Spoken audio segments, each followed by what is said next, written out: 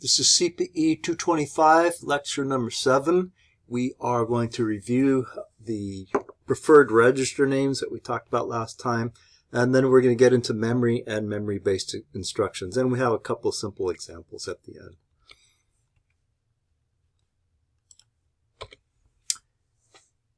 So the registers in the RISC-V go from X0 to X31.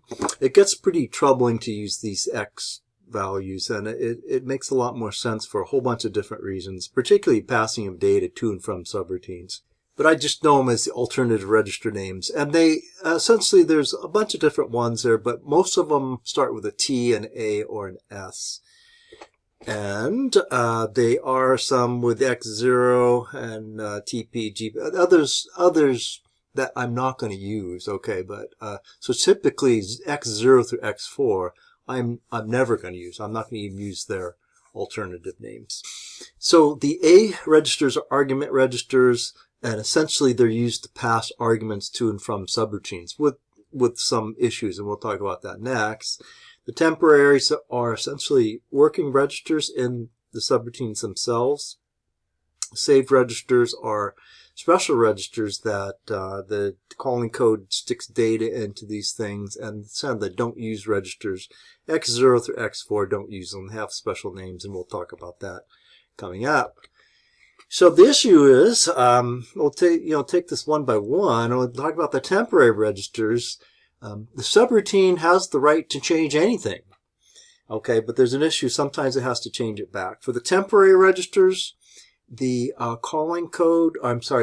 subroutine can change those registers, and it doesn't need to change them back. Okay, so that means if the calling code is passing data to a subroutine in a T register, it needs to save that data first, because it knows the subroutine has a right to change those registers. Okay, so the saved registers, certainly the subroutine can change them, but it has to change them back because the calling code knows that if it passes data via an S register, one of the saved registers, that data is still going to be in there untouched once the subroutine returns. And the last is the argument registers. Subroutine can change argument registers. And it doesn't have to change them back if the subroutine changes those registers. That being the case, the calling code knows that the subroutine can change those registers, and once again, the calling code has to save those registers if the calling code relies on those values not changing. Oh, parity, okay, and then essentially it is a super useful concept. We're just looking at a group of bits, and those bits can be in like a register. All the bits exist at once, or it could be on a serial bit stream. They exist over a space of time on this thing. So the parity is just, what I'm going to do is I'm going to count the number of bits that are set, and if that number is odd, I'm going to declare that a characteristic of all those bits is that it has odd parity, and otherwise it has even parity.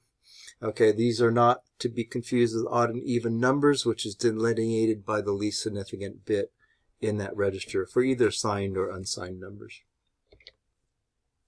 So this is the new material, and what we have here, this is like kind of a hardware diagram of memory, and what is important here is that I can see the data coming in and out of this thing, which is important, and then it has an address. Okay, we don't need to worry about control on this thing, but for us, address, and when you're dealing with hardware, it needs an address. Okay, to be able to access that data, you need to give it an address, and this is very perfect analogy to when you're dealing with an array in programming. You need to give it an index. Okay, so the reality is that these arrays and higher level languages are implemented in memory anyway, so it makes sense that it's a good analogy. So RISC-V memory operations here, that has two main purposes for memory in a RISC-V computer. I store the program, or I store data, and the data can be just generic data, or it could be a special data type like a stack or some type of list or something like that. Two main types of memory there. we have, once again, we have program memory and data memory. The data memory could be a stack or whatever. So kind of a repetition there. Okay, so then in the reality, the RISC-V spec doesn't say anything about this memory. So these two memories can be the same memory, same physical memory, or they can be separate memories. Okay, that's something that typically you, the programmer, doesn't really know and oftentimes don't really care about. So we we're not really talking too much about hardware, so we're going to pass that over. So once again, the hardware may have two separate memories, one for the program and one for the data. Quite frankly, it could have even another memory for like a special thing like a stack. Okay, someone has to tell you that, or you have to look at the hardware on it. The hardware performs two things. It either reads data or writes data. So when it's reading data, it's taking something out of the memory without changing it and putting it somewhere else, copying it somewhere else. If I'm writing data, I'm putting something into the memory, which means that the storage in that physical memory changes. Okay, so we, in computer land, writes, missing a W there. Essentially, when I'm writing, that's a store, and it goes from, in RISC-V, it goes from a register to memory. That means it changes memory, but it changes the data in memory, but it does not change the register. As far as memory reads go, we're going to call those loads. A load is copying something in memory to a register. So the data in the register is going to change. It's going to be a memory read. The data in the memory is not going to change. RISC-V, the memory is byte addressable, and this is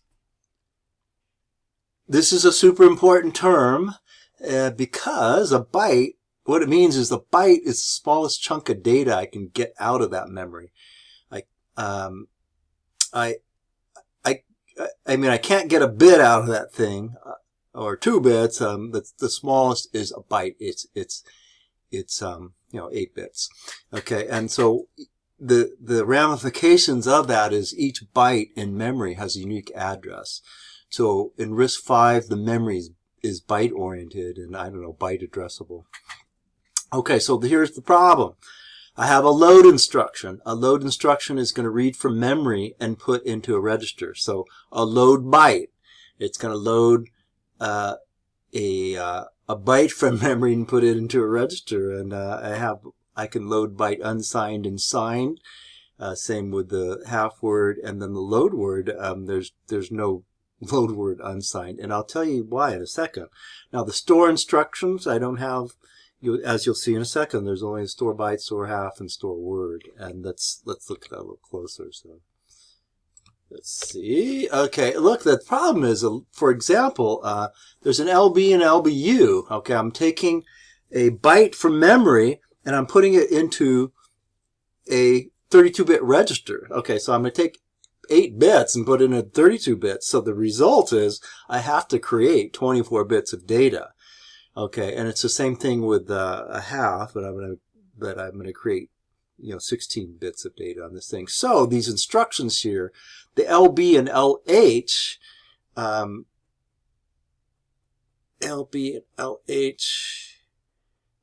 essentially those sign extend the data. So for loading a byte, I need to create 24 bits. Well, it takes that byte and sign extends it.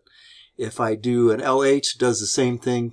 It creates 16 bits, blah, blah, blah. Anyway, so the issue with LBU, I have to create 24 bits, but it zero extends it. It pads the other 24 bits with zeros rather than sign extending it like with the LB.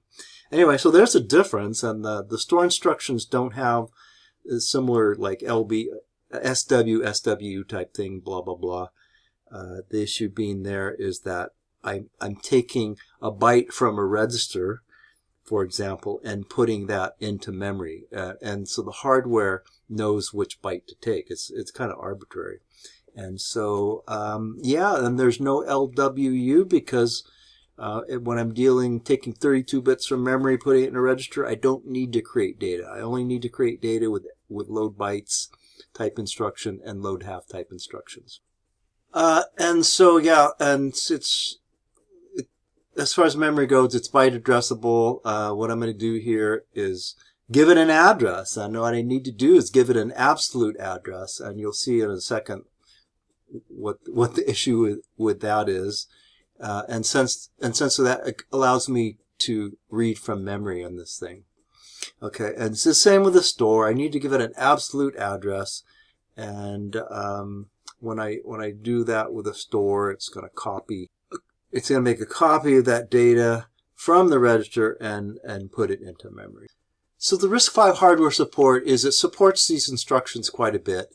It will sign extend the data when I'm loading, and then when I'm storing, the hardware automatically stores the particular byte I'm working with. Okay, for example, when I store a byte, it's arbitrarily, but it's in the spec, it's going to take the rightmost byte in that register and put it into memory. Okay, so this is a memory instruction. They all share the same syntax, and it does need to create an absolute address on these things. And the way it does that is it takes a register value as a base address, and it adds a constant to it. Okay, this is arbitrary the way it does it, but this is how RISC-V decided to do it, and this is the syntax it decided to do it with. Okay, the 8 here, this offset is a constant, and it's established at assemble time, whereas the value in x20 is, it's a register. It can be, and it could be any register, of course, but it is essentially a variable. Okay, so the addition there, the absolute address is essentially the base address plus the offset. That addition is done in hardware. You don't need to worry about it. Okay, and this is, essentially, once again, I just kind of re-emphasizing this. Essentially, the load is taking something from memory, putting it into a register. Store is taking something from a register and putting it into memory. And the memory only understands absolute addresses. The hardware kind of creates those absolute addresses from the base register and the offset. Okay, so this is, I'm going to show these load instructions from the spec. It's very confusing. They both have, I want you to look at this left column here, they both have the same syntax. But if you look at it, RD is a destination register. So it's taking something from memory at this address and putting it in a destination register. Whereas with the store byte, it's taking something from a register, and that's why this leftmost operand is actually a source operand, and putting it at this address. So when you read the spec, it's a little bit, it looks like the exact same syntax, but it's actually different for the loads and stores. Okay, so load is a really overused word in assembly language. The notion here is that we have these load and stores. When we talk about load and stores, it's memory based, but then we have these fake instructions. They're not really load instructions, but we call them loads anyway. Load immediate, which we've been using. Load address, which will come up later. And then there's actually an instruction called load upper immediate, which again, we will never use this. I've never used it. It's actually part of a pseudo instruction. You don't be confused by these. These are not real load instructions. They have nothing to do directly with memory like a load and store does. Okay, so here we go. The questions here. The subroutine I was writing used up all available registers. What should I do now to complete my subroutine? And essentially, my only option is to start swapping data, register data back and forth between memory. Just to, essentially I'm going to store it in memory to free up registers. Okay, so in real life, if my subroutine ran out of registers, what does that mean about my programming style? That probably means I should take that subroutine and break it up into other multiple subroutines. I mean, 32 registers is not that many, but I still shouldn't be running out of these things. Okay, so why do you strive to not run out of registers in your subroutine? Okay, that means I'm going to strive to do that because once I start swapping data in and out of memory, it slows everything down. All the numbers crunching is done via the registers, and if I have to go put something in memory, get out of memory, it's just going to take extra time. It's going to slow everything down. When I when you say memory is byte oriented or byte addressable, that means that's the smallest chunk of data I can read from that memory. And that also, in addition to that, it means that each byte has its own unique address. Okay, under what conditions can a byte-oriented memory read chunks of data larger than a byte? Essentially, if the hardware is set up to do that. Now, the RISC-V hardware is set up to create data for you, and that's how it manages that. Okay, so look at these two instructions, LB and LBU. They are taking a byte from memory and put it into a 32-bit register. And the issue is it has to create 24 bits. And whether it's an LBU or LB, LBU 0 extends that data to create the extra 24 bits. LB sign extends the data in that byte to create the extra 24 bits.